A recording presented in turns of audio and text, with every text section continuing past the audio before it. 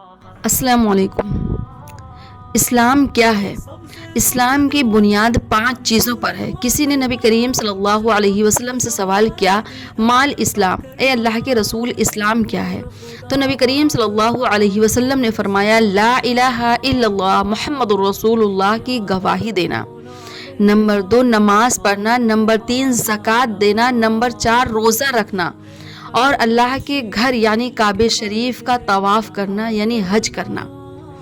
ساتھ میں نبی کریم صلی اللہ علیہ وسلم نے فرمایا کہ جو کر سکتا ہے یعنی جو استطاعت رکھتا ہو، جس کے پاس مال ہو، جو حج کرنے کی استطاعت رکھتا ہو، حج اس پر فرض ہے۔ زکوٰۃ سب پہ فرض نہیں، زکوٰۃ تو اس پہ فرض ہے جس کے پاس مال ہو۔ ایمان، روزہ، نماز، یہ 3 چیزیں ہر مسلمان پر فرض ہیں۔ ایمان 24 گھنٹے فرض ہے، نماز دن میں 5 بار فرض ہے، روزہ سال میں 1 بار فرض ہے۔ دوسری بات، اسلام ظاہری اعمال ہے اور اپنے اللہ اور اس کے رسول پر عقیدہ رکھنا ایمان ہے۔ اسلام ظاہری چیزوں کا نام ہے اور ایمان عقیدے کا نام ہے۔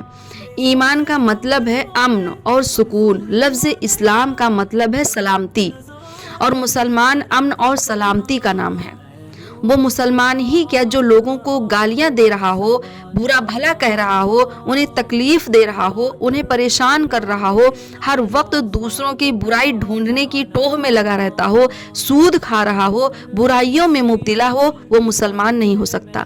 مسلمان وہ کہلاتا ہے جو پوری کائنات کے لیے امن اور سلامتی کا باعث ہو۔ اب ایمان کیا ہے؟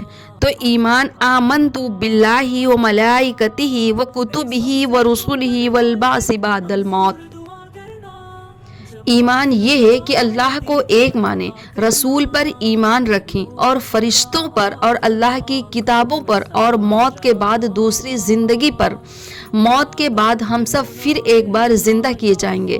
اس بات پر بھی ایمان ہو کہ موت کے بعد پھر ایک زندگی ہے، اور اپنے اعمال کا حساب دینا ہوگا جو ہم نے دنیا میں کیا ہے، کیونکہ موت کے بعد جو زندگی ملے گی، اللہ پاک اس زندگی کا فیصلہ ہماری دنیاوی زندگی کے اعمال کے مطابق کریں گے۔ ہم نے دنیا میں جیسے اعمال کیے ہوں گے، موت کے بعد ملنے والی زندگی میں ہمارے ساتھ ویسا ہی سلوک ہوگا۔ اللہ کو ماننے کا مطلب ہے اللہ کے آگے سر جھکانا۔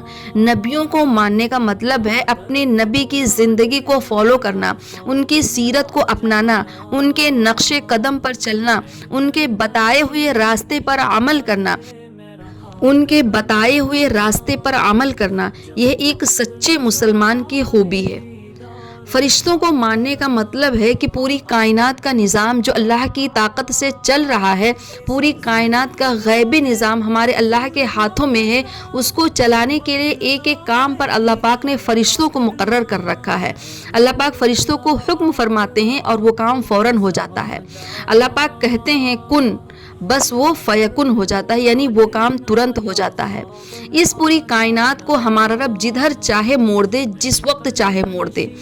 اور کتابوں پر ایمان لانے کا مطلب ہے کہ جو اس کی تعلیم ہے اس کو ماننا، اس پر عمل کرنا۔ اور آخرت پر ایمان لانے کا مطلب ہے کہ دنیا ایک گزرگاہ ہے، اس کی رنگینیوں میں آ کے اس کی خوبصورتی کی چکا چوند کو دیکھ کر اس میں نہ پڑنا، بلکہ اس بات کو ہمیشہ یاد رکھنا کہ میں وہ کروں گی جو موت کے بعد والی زندگی میں کام آئے گی۔ موت کے بعد والی زندگی ہمیشگی کی زندگی ہے۔ دنیاوی زندگی میں موت مقرر ہے، لیکن موت کے بعد کی زندگی ابدی زندگی ہے۔